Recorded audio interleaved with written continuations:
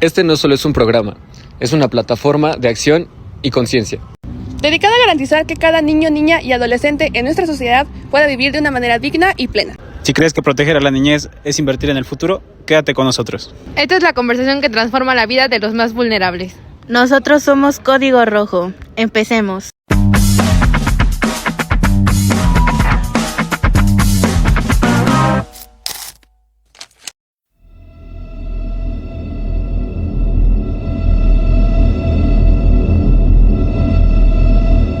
¿Qué tal? ¿Cómo están? Nosotros somos Código Rojo y el día de hoy nos encontramos en la Procuraduría para la Protección de Niñas, Niños y Adolescentes. Nos complace estar al lado del licenciado Fernando Hernández.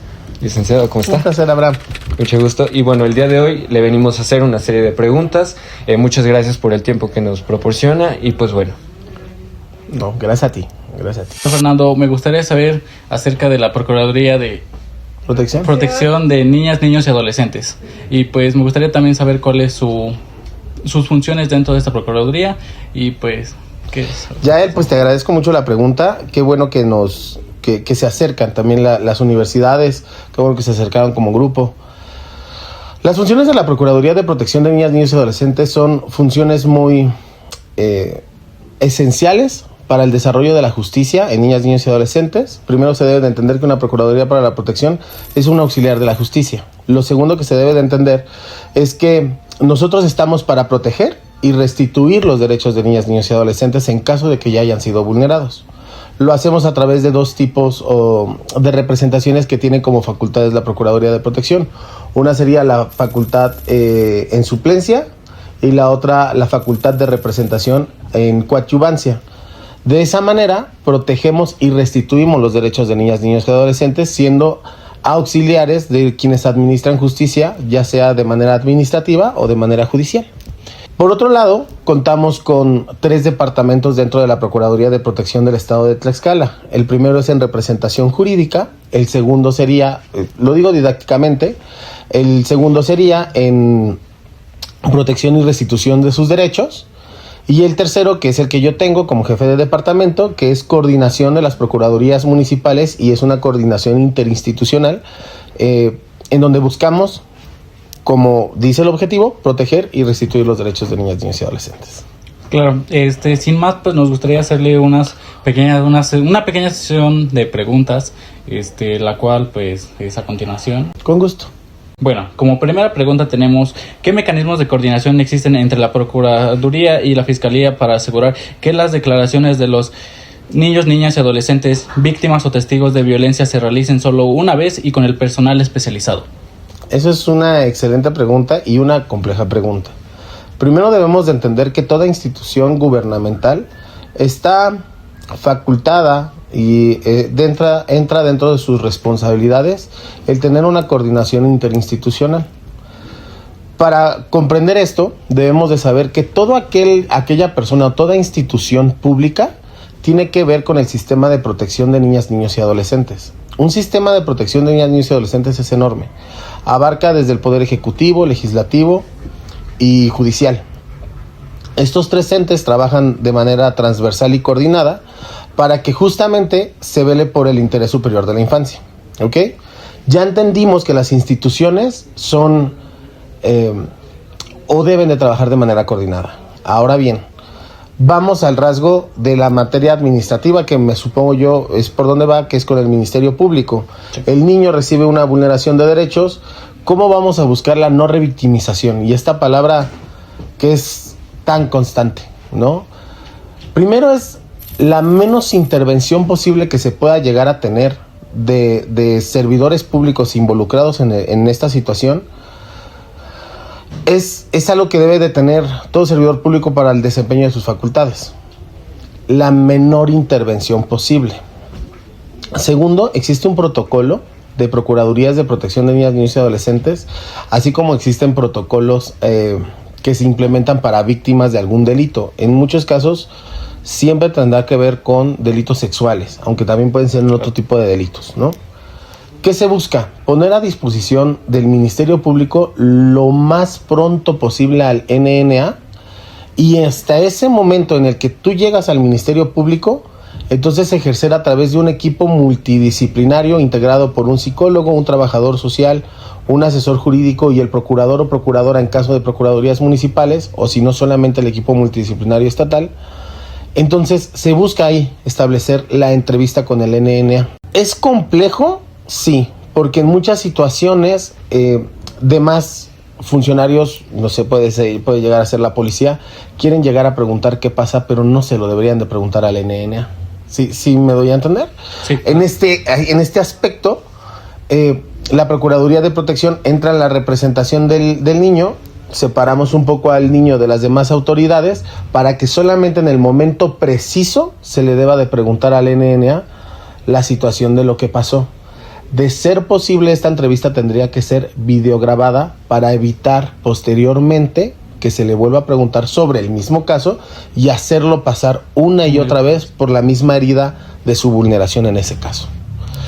Ese es el mecanismo que tenemos con Fiscalía, que sería la entrevista videograbada para que en una sola entrevista podamos desahogar todo lo mayormente posible de la declaración del NNA o de la niña, niño o adolescente. Bueno, agradezco mucho por esa respuesta valiosa. Adelante. Como segunda pregunta tenemos, ¿cómo garantiza la Procuraduría el seguimiento psicológico y social de los NNA después de haber intervenido en un caso de violencia para evitar nuevas vulneraciones o secuelas emocionales? A través de un seguimiento, y volvemos a decirlo, existen protocolos ya escritos en contra de violencias, o ya sea sexuales, violencia intrafamiliar, y ese tipo de protocolos lo continuamos y capacitamos a nuestro equipo. Eso es muy importante decirlo. Está integrado de las 3 personas que mencionaba en la pregunta anterior, psicólogo, trabajador social y jurídico. ¿Por qué? Porque el niño el NNA o la infancia y la adolescencia es compleja en su psique, en su desarrollo. ¿Qué es lo que tenemos que hacer? Atenderlo de esta manera, ¿no? El psicólogo va a dar el seguimiento preciso a lo largo del tiempo. ¿Cuántas sesiones psicológicas? No lo sabemos. Eso ya lo irá determinando su propio psicólogo conforme va llevando su proceso. Es complejo, es justamente un tema de especialización. Por eso es que como Procuraduría de Protección, aunque existe la representación, por ejemplo, del Ministerio Público, que es de la gente en general, existen instituciones especializadas como la de nosotros para saber cómo llevamos este seguimiento. Este seguimiento no sabemos cuánto puede tardar, es según la consideración del NNA, pero pues lo hacemos de manera especializada y con una constante capacitación para poderle brindar la mejor atención posible al niño, o a la niña, o al adolescente. Ok, muchas gracias. No, por nada, gracias a ti. Bueno, licenciado, como tercera pregunta tenemos, ¿cuál es el papel que desempeña la Procuraduría de Protección de Niñas, Niños y Adolescentes dentro del DIF cuando un NNA es víctima o testigo de violencia? Nuestro papel es brindar una atención especializada a niñas, niños y adolescentes.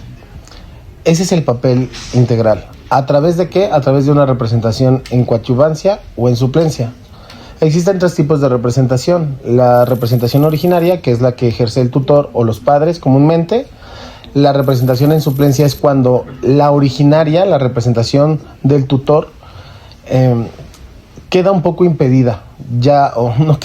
No un poco, sino queda impedida derivado de alguna vulneración hacia el NNA o la no localización de los padres. Y la tercera es en ayuda de los padres poder representar los derechos de niñas, niños y adolescentes, ya sea ante una autoridad administrativa, en este caso o lo que ustedes refieren, es ante el Ministerio Público, o una autoridad judicial, que es ante el juez de lo familiar. Esa es la función. ¿Cuál es la función global de la Procuraduría de Protección? Ser auxiliares de la justicia y poder proteger los derechos de niñas, niños y adolescentes. Te platico algo muy importante. La Procuraduría de Protección de Niñas, Niños y Adolescentes, cuando se presenta, vamos a decirlo, al juzgado, solamente nos presentamos a favor del NNA. La vulneración puede venir de cualquier lado. Puede venir de parte de un padre, puede venir de parte del Ministerio Público adscrito al juzgado o del mismo juez en el desarrollo de la misma audiencia. Y nosotros tenemos que tener mucha esta precaución de saber cuándo es que tenemos que intervenir, a lo mejor un momento el NNA ya no se siente dispuesto para poder seguir su audiencia, o hicieron una pregunta que puede llegar a revictimizar al niño. Por eso es que la atención siempre tiene que estar en un nivel integral, con el psicólogo, con el trabajador social y con el jurídico, vigilando lo que los intervinientes para resolver el asunto donde está vulnerado el niño se pueda lograr. Entonces, eso es nuestro papel. Siempre es representar al niño. No estamos a favor de nadie más que del niño, y de cuidar su integridad física, moral y, lo podría decir, hasta espiritual del NNA. Bueno, muchas gracias. Gracias a ti. Bueno, la siguiente pregunta es: ¿qué protocolos se siguen para garantizar que los NNA sean escuchados sin revictimización? Ok.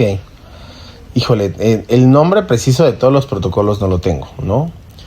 Pero uno de los más importantes es cómo se desarrolla una Procuraduría de Protección de Niñas, Niños y Adolescentes, protocolo contra las violencias sexuales, contra la violencia intrafamiliar, ese tipo de protocolos que nos garantiza que nuestros servidores públicos en funciones y en especialización de la atención de niñas, niños y adolescentes pues pueda desarrollarse sin estos temas. También les voy a dejar algo muy importante. La revictimización es pasar una y otra vez sobre el suceso que te vulneró, y a veces es tanto el temor de la no revictimización que caemos en absurdos, ¿no? Les cuento algo que nos ha llegado a pasar, que de repente llegamos con el policía, ¿no? Y le decimos, oye, ¿cómo se llama el niño, no? Y dice, no, es que no lo quiero revictimizar. Pues evidentemente preguntarle su nombre no lo revictimiza. No sé si me voy a entender. Revictimizar es hacerlo pasar por el lugar en su mente donde fue justamente vulnerado el niño. Revictimizar es preguntarle si fuiste violado, cómo te violaron. Revictimizar es, ¿de verdad te pegaban tanto? No, yo no creo que te peguen. A ver, enséñame cómo es que te pegaban. Eso es la revictimización. Hacerme pasar una y otra vez por la misma historia. Y segundo, la repetición de la revictimización. Ya te escuchó el policía, ya te escuchó la Procuraduría de Protección, ya te escuchó el Ministerio Público, dilo delante de un juez. Y volverme a hacer pasar por ese estado es lo que debemos de estar todo servidor público y toda institución pública alertas de no cometer. Lo vuelvo a decir. ¿Quiénes son parte del sistema de protección de niñas, niños y adolescentes? Toda institución pública que vea o sea testigo de una vulneración de derechos.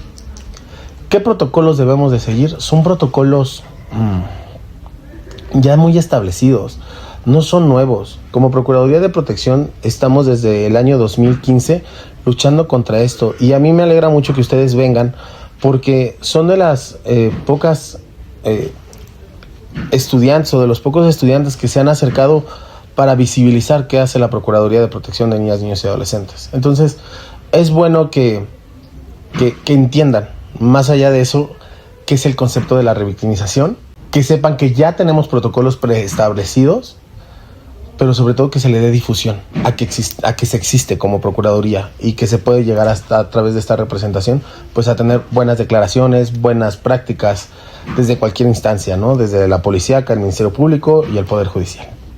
Sí, muchas gracias. No, a ti. Subsecuentemente, licenciado, me gustaría preguntarle si puedo presentar mi denuncia de manera anónima o con protección de mi identidad. Claro que sí. Maneras de activación de la Procuraduría de Protección hay muchas. Si tú decides que esto sea anónimo, puedes llegar a la instancia, aquí a las instalaciones, y decidir que tu denuncia sea completamente anónima.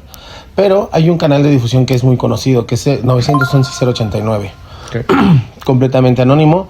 Nos activa ya nuestro protocolo. Es que una vez que nos notifica 911-089, nosotros realizamos una visita domiciliaria a la casa y verificamos las condiciones de la niña, niño o adolescente, en dado caso de que podamos verlos y nos permitan la entrevista. Okay. ¿Qué llega a pasar en muchas ocasiones? Que llegamos y los padres no nos permiten la entrevista, X situación. Sí. Lo hacemos durante 3 veces, ¿vale? Nosotros acudimos 3 veces a la instalación, le pedimos ver a la niña, niño o adolescente. En caso de no poder, entonces procedemos nosotros a interponer una denuncia por escrito para que ya venga el Ministerio Público también con nosotros a través de sus policías de investigación y podamos ahora sí ver al NNA, ¿no? Okay. Este tipo de protocolos en muchas ocasiones es muy difícil que llegue a pasar. ¿Por qué? Porque siempre nos permiten, ¿no? Siempre la gente que no tiene nada que esconder, aquí están mis hijos, entrevístelo, no pasa nada. Pero sí es muy importante que sepan que no solamente nos quedamos en la visita y decir, ya no me abrieron, nos olvidamos del niño. No, acudimos 3 veces y si no tenemos este protocolo es donde ya nos presentamos con policía de investigación para saber qué es lo que pasa con el NNA. Se hace una entrevista en psicología, se ve o se inspecciona a través de el trabajador o trabajadora social y ya el jurídico al final del día emite este reporte. Esto es muy importante también que lo sepan. Este reporte no se puede compartir con el denunciante, porque a veces la gente dice, bueno, ¿y qué ha pasado? No, es que yo quiero saber. ¿Por qué? Porque se necesita la protección de los datos del NNA. Okay. Y esto no se comparte más que institucionalmente se queda, y si hay algo que hacer, nosotros mismos tomamos la determinación de los protocolos de actuación que se tengan que hacer en ese sentido. ¿Vale? Muchísimas gracias por nada. Me gustaría que nos explicara acerca de cómo es que garantiza la protección o el cuidado del menor, o bueno, en este caso de los niños, niñas y adolescentes, cuando ya se hizo una querella o una denuncia. Justamente dándonos intervención. Okay. Ya sea la autoridad administrativa o la autoridad judicial, vamos a entenderlo más rápidamente, con los dos que más intervenimos es el Ministerio Público o el juez de lo familiar. La Ley General de los Derechos de Niñas, Niños y Adolescentes establece que nuestra representación y la observancia que nosotros tenemos en donde haya vulnerado un NNA debe de ser obligatoria. Y en todo caso, si un juez o un Ministerio Público ya está pidiendo nuestra intervención, desde ahí se empiezan a proteger los derechos de niñas, niños y adolescentes. Desde 2015 al 2025 que estamos, han transcurrido 10 años y ha sido un nivel de aprendizaje, aunque lento, cada día más envolvente. Para 2027 nos vamos a enfrentar con un reto y que seguramente a lo mejor ustedes ya estén no en un ámbito universitario, sino en un ámbito ya laboral. Y ustedes se van a enfrentar a algo que se llaman instituciones especializadas dentro de la nueva ley nacional o el nuevo Código Nacional de Procedimientos Civiles y Familiares. Nosotros en Tlaxcala nos estamos previniendo. ¿Cómo nos estamos previniendo para poder lograr atender a todas estas infancias? Colocamos procuradurías municipales de protección y poco a poco los hemos ido añadiendo a los medios judiciales o a los juzgados judiciales para que empiecen a representar a niñas, niños y adolescentes. En este contexto, ellos van a empezar a acudir a las audiencias y ahí se va a empezar a ejercer lo que sea la representación coadyuvante o suplente. Vigilar que en ninguna instancia, hace unos momentos les comentaba en otra pregunta, ¿qué es lo que hace? Vigilamos, estamos solamente del lado del niño. Entonces, si el juez empieza en un momento, porque puede llegar a pasar, miren, que diga, oye, pero ¿sí te pasó esto? Y eso lo lleve a su instancia de revictimización, ahí tenemos que entrar nosotros. O en la declaración de los derechos del NNA, obviamente la niña, niño, adolescente y los padres pues pueden ser no peritos en derechos, ¿no? Sí. Y que esté saltando justamente una etapa en donde tengas que pronunciar los derechos del niño, tienes que estar muy atento en la audiencia, que ya por eso te mandó a traer el juez, claro, de decir, no estamos olvidando los derechos del niño, levantas la mano como asesor jurídico o el procurador y, señoría, no se olvida de este derecho. El psicólogo, su señoría, el NNA ya no es capaz de continuar en la audiencia derivado de que su estabilidad emocional ya se encuentra en peligro o ni siquiera iniciar la audiencia porque no se siente preparado el NNA. Yo creo que estas son las funciones muy especiales y específicas dentro de las dos convivencias que más les digo, ¿no? Porque la tercera parte es lo que pasa cotidianamente. Cuando encuentras al niño perdido en el tianguis, ¿no? Y desconocemos dónde está el papá. Y entonces tenemos que activar rápido cuál es el protocolo de búsqueda, dónde están sus papás. Cuando llegan con nosotros, a la Procuraduría de Protección o a cualquier otra autoridad, posiblemente sea el peor día de la vida del niño. Yo no sé si ustedes recuerden cuando eras niño y, no sé, en el mismo mercado, te perdías de tu mamá. Te puedo asegurar que todavía lo recuerdas. Sí. Dices, puta, yo sentía que... conocía a la señora de la verdura, pero no le quería ni hablar y yo ya estaba llorando. Y es que ese es el estado que debemos de proteger. porque todo mundo recuerda esa pérdida. Ahora imagínate lo que vives cuando en verdad te abandonaron. Que sí dimensionen que tratar con un NNA es el peor momento de su vida posiblemente, y como servidor público o como interviniente tú tienes que brindarle lo mejor de ti. Y lo mejor de ti es desarrollarte profesionalmente y específicamente para poderlo ayudar. Eso es lo que busca realmente también la Ley General de Derechos de Niñas, Niños y Adolescentes, y lo que buscamos en esta Procuraduría de Protección. Bueno, licenciado Fernando, nos gustaría que nos diera una conclusión. Como usted sabe, nosotros somos estudiantes de la Facultad de Derecho, Ciencias Políticas y Criminología. Venimos obviamente de la parte de Criminología, y me gustaría saber cómo se relaciona la Procuraduría de Niños, Niñas y Adolescentes con la criminología, o cómo, o sea, su experiencia, cómo relacionaría este tipo de materia. Híjole, que es una pregunta muy buena que debemos de estudiar cada día más. Hace poco tuve un acercamiento en su facultad y yo les refería que los derechos de niñas, niños y adolescentes es una mina. Es una mina muy poco explorada, pero es una mina de oro. Entender que atender a niñas, niños y adolescentes desde la materia psicológica, trabajo social, jurídica y médica, que es la que contempla la Ley General de Niñas, Niños y Adolescentes, es una base muy buena, pero cada día debemos de llegar más a la especialización. En ese contexto de la especialización, soy fiel creyente que debemos de ir incorporando estas carreras que, aunque no son nuevas y tienen una práctica de muchos años, sí, debemos de traerlas a las realidades del NNA. La criminología, no soy muy experto de lo que llega a estudiar, yo soy licenciado en Derecho, pero tengo la noción de que estudia ciertos rasgos, comportamientos humanos, hacia dónde va, ¿no? El claro, comportamiento humano, y si puede llegar o no tener peligro por ciertos rasgos humanos sin caer en la discriminación, sí, y todo ese tipo de situaciones, ¿no? Pero debe ser incorporada a los derechos de la infancia, porque justamente lo que nosotros buscamos a lo mejor en una entrevista psicológica rápida es saber si el NNA puede correr peligro en una instancia familiar o en un núcleo familiar o no.